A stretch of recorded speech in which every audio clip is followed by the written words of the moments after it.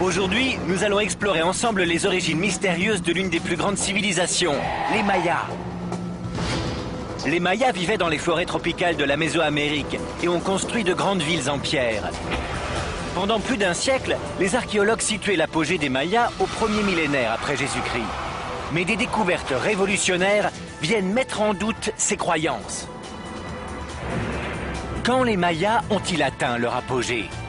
Pour le découvrir, je vais m'enfoncer dans la forêt tropicale du Guatemala, patauger dans des marais interdits. Faites attention aux crocodiles. Sérieux? Et vous dévoiler la nouvelle preuve illustrée des sacrifices humains du monde maya. Il saigne du pénis? À la recherche de la vérité, je ne reculerai devant rien.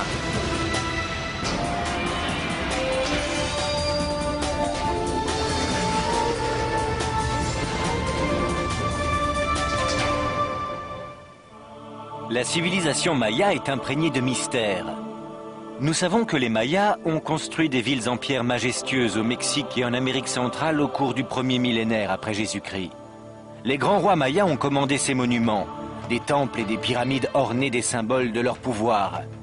Mais il reste tellement de choses qu'on ignore sur les Mayas.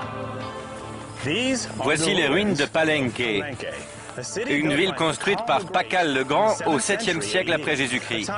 Une époque que beaucoup voyaient comme l'apogée de la civilisation maya. Mais peut-être était-ce une erreur. Je suis Josh Bernstein et me voilà de retour en Mésoamérique pour explorer les origines des Mayas. Pacal le Grand régna sur la ville maya de Palenque entre 615 et 683 après Jésus-Christ. Une époque que les archéologues ont longtemps perçue comme l'âge d'or de la réussite maya. Mais l'était-ce vraiment? Pour le savoir, j'ai demandé au professeur Mary Miller de l'université de Yale de me rejoindre sur la grande place de Palenque. Mary, je suis déjà venu ici et j'ai exploré le site. Certains pensent que c'était le sommet de la civilisation maya. Pourquoi était-ce si important? C'était certainement l'époque des grandes constructions. Ces fabuleuses structures qui ont survécu plus de 1300 ans jusqu'à aujourd'hui. Des populations denses et des grands accomplissements en termes d'astronomie, de mathématiques, d'écriture et même de poésie et d'art. D'après Mary Miller, toutes ces réalisations se sont produites pendant la période classique de l'histoire maya. Entre 250 et 900 après Jésus-Christ, les Mayas de l'ère classique ont bâti un grand nombre de villes à travers le Mexique, le Guatemala, le Belize, le Salvador et l'Honduras. Pendant plus de 6 siècles, ils ont formé la plus grande civilisation des Amériques. Pour découvrir des preuves des accomplissements mayas sous le règne de Pacal, nous entrons dans le palais, au centre de Palenque. Les anciens Mayas ont sculpté sur les murs du palais des représentations détaillées des guerriers. Ce qui est vraiment incroyable, c'est l'aisance avec laquelle ils représentaient les êtres humains. Regardez ce visage. On a l'impression que cet être humain respire. C'est ce que l'art de Palenque représente. Ils illustraient des individus et les faisaient vivre de manière très réaliste. Oui, ça l'est. Le texte nous dit bien quel est leur nom, d'où ils viennent et qui ils sont. Cela montre bien leur intérêt grandissant pour la biographie.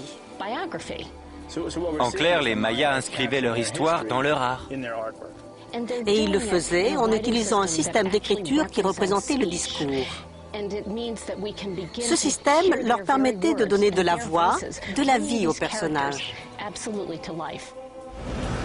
Les Mayas étaient un peuple très instruit. Ils créèrent une langue écrite précise à l'aide de hiéroglyphes.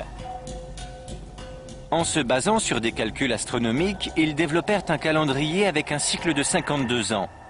Ils scrutaient les événements célestes avec une incroyable précision. À Palenque, la pièce centrale de l'architecture se trouve au cœur du site, la tour du palais. Cette tour donne lieu à diverses interprétations. Mary Miller m'explique que Pacal le Grand souhaitait cette tour pour plusieurs raisons. Cette tour servait à se défendre et à observer le ciel. C'était aussi une grande fierté pour les architectes. Personne n'avait réalisé ça avant eux. Sous le règne de Pacal, les Mayas ont donc réalisé des choses encore jamais vues en Mésoamérique. C'est un phénomène incroyable.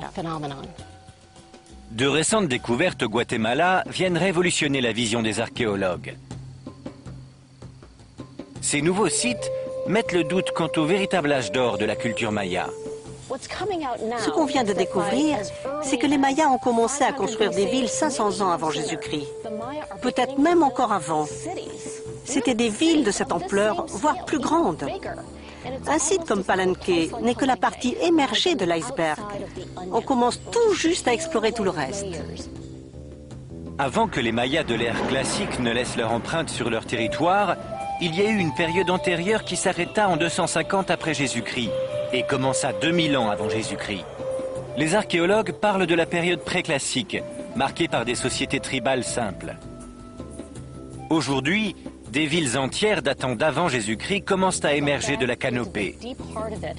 C'est ce que les archéologues commencent à découvrir. Des sites au Guatemala qui sont au cœur de l'iceberg, là où tout a commencé. Je quitte le Mexique pour parcourir plus de 200 km en direction de Flores, une ville qui se trouve au nord du Guatemala et au bord de la forêt tropicale du Petén. Flores sera le point de départ pour me rendre à San Bartolo, la ville préclassique. Les ruines de San Bartolo renferment une découverte incroyable. Un indice archéologique qui montre que la société maya préclassique était très avancée. San Bartolo se trouve à environ 150 km. Il faudrait 6 jours pour traverser la jungle à pied. Mais j'ai une bien meilleure idée.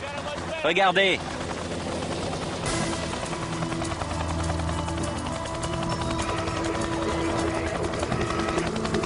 Ça va être une aventure. La plupart des touristes qui traversent la forêt du Petén viennent visiter un site maya plus connu, qui se trouve à 65 km au nord de Flores. Ils viennent par milliers au Guatemala pour voir la ville maya de la période classique, Tikal. Voici Tikal, l'un des plus grands et majestueux sites mayas.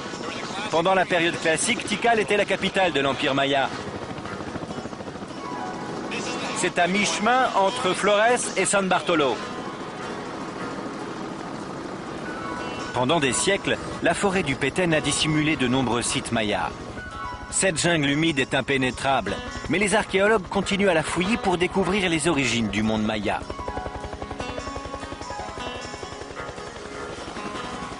William Saturno de l'université du New Hampshire fait partie de ces archéologues. Il a découvert San Bartolo en 2001 et a accepté de nous montrer une preuve qui révolutionne notre compréhension des Mayas de l'ère préclassique. Pourquoi on est venu ici? Il y a eu des rumeurs selon lesquelles de récents pilleurs auraient découvert 3 nouveaux monuments. Vous les avez trouvés? Non. On est arrivé ici après 2 jours de marche au lieu d'1 au départ. On n'avait plus de nourriture ni d'eau et en arrivant, il n'y avait aucun monument à voir. J'étais un peu déprimé et déshydraté. Alors je me suis réfugié dans une grotte pillée pour me cacher du soleil. Une fois à l'intérieur, j'ai allumé ma lampe torche et j'ai éclairé les murs. Et c'était là. La trouvaille de William Saturno a été décrite comme la plus grande découverte maya de tous les temps. La pyramide à 8 étages, maintenant recouverte par la forêt, a été fouillée par les pilleurs. À la recherche d'objets pouvant être vendus au marché noir, ils ont mis à jour par inadvertance un temple maya préclassique. Le temple qui se trouve à l'intérieur de la pyramide date de l'an 100 avant Jésus-Christ. Ce mur semble être un mur d'origine de la pyramide, mais ce n'est pas le cas. Les biens qui sont à l'intérieur sont tellement précieux que William Saturno doit sceller l'entrée à chaque fois qu'il ne travaille pas ici. 5 gardes surveillent constamment le site maya. Je vois qu'il y a une pelle et une pioche. Qu'est-ce que je dois prendre? Je prendrai la pioche. Pour voir l'incroyable découverte de William Saturno, je dois d'abord casser le mur. Je l'ai. Une fois qu'on aura enlevé une pierre, ça ira vite.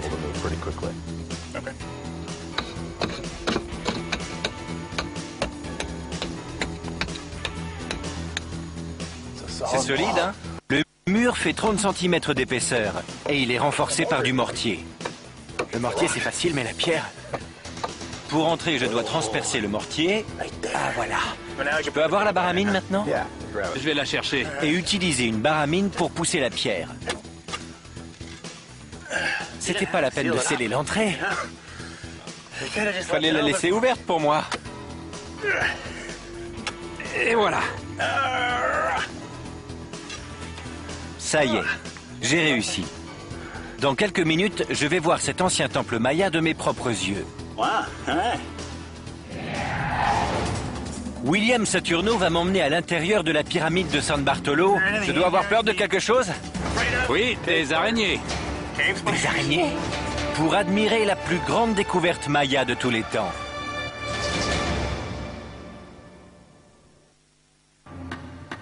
J'explore les origines des Mayas, une ancienne civilisation qui a émergé en Mésoamérique 2000 ans avant Jésus-Christ. J'ai vu deux grandes villes, Palenque et Tikal, construites pendant la période classique, période longtemps perçue comme l'âge d'or de la culture maya. J'enquête maintenant sur la genèse de cette société complexe et puissante. Dans la jungle du Petén, au Guatemala, j'ai ouvert une entrée scellée sous la pyramide de San Bartolo pour découvrir un temple caché qui date de l'ère préclassique maya en l'an 100 avant Jésus-Christ. Couvrez-moi, j'entre! En compagnie du docteur William Saturno, archéologue en chef du site, je suis sur le point de voir ce que certains appellent la plus grande découverte maya de tous les temps. Je dois avoir peur de quelque chose? Oui, des araignées. Des araignées? Les araignées des grottes ont l'air d'être dangereuses. Leur morsure est douloureuse mais pas mortelle. Dans cette pyramide, il y a un tunnel creusé par l'homme. L'air est chaud et humide. Il fait 30 degrés et le taux d'humidité est de 98%. Par là. D'accord. Ironiquement, si les pilleurs n'avaient pas mis à jour l'ouverture de ce tunnel, William Saturno n'aurait peut-être jamais fait cette découverte souterraine. Un mur préclassique s'étend sur 9 mètres de long et 1 mètre de haut. Peint il y a plus de 2100 ans, c'est la plus vieille peinture murale maya jamais retrouvée et l'une des mieux conservées. Ce mur se lit comme un livre ancien qui aurait été en quelque sorte déplié et peint sur le mur. Qu'est-ce que ça dit? Ça raconte l'histoire de la création. Et lui, c'est qui? C'est le souverain des rois et on le voit en train d'effectuer un sacrifice. Il se fait saigner l'aine, ce qui est l'histoire de la création. C'était pour fonder le monde dans lequel les Mayas ont vécu. Il saigne du pénis? Oui. C'est l'histoire de la création. D'après William Saturno, les premiers rois mayas exerçaient un droit divin. Ils pensaient que leur connexion au Dieu pouvait être maintenue grâce à ces effusions de sang. Les rois perçaient leur organe génital et offraient leur sang aux dieux, dans l'espoir que leur sacrifice leur apporterait de la prospérité et protégerait leurs sujets. Les spécialistes pensent que les sacrifices royaux avaient également lieu pendant la période classique. En se faisant saigner, ils pensaient renouveler le monde, et les dieux ont institué ce modèle. Les dieux ont laissé le sang créer le monde, et les êtres humains ont continué cette pratique. Cette histoire continue jusqu'à la fin du mur. On peut voir? Oui, allons-y. Nous allons de l'autre côté du mur de ce tunnel étroit, à environ 6 mètres de là. Ce qu'on a vu là-bas se termine avec cette scène sur le mur? Le récit épique de la création est lié à cet événement. Dites-moi ce qui se passe. C'est le couronnement d'un roi. Le roi est assis ici sur un échafaudage en bois, et devant lui, il y a un serviteur qui lui tend sa couronne. La couronne est là? Oui. Ce qu'il y a de fascinant dans cette peinture murale vieille de 2100 ans, ce ne sont pas les illustrations si magnifiquement détaillées, mais c'est ceci. C'est quoi? Le texte. Ces hiéroglyphes ont 300 ans de plus que les plus anciens précédemment trouvés. Les archéologues ont dû reculer les origines de la littérature maya. Ces hiéroglyphes sont tellement anciens qu'ils n'ont toujours pas été décodés. Mais William Saturno a identifié le dernier. C'est Ho, qui signifie roi en maya. Ce hiéroglyphe et la couronne signifient que cet homme était certainement un roi? Oui. Même en l'an 100 avant Jésus-Christ, ce peuple connaissait la royauté? Oui. À Palenque ainsi qu'à San Bartolo, des preuves physiques de la royauté, d'artisanat et de littérature sont présentes. Mais ce site a été construit 700 ans avant que Pakal le Grand ne règne sur Palenque. San Bartolo a encore beaucoup de choses à dévoiler.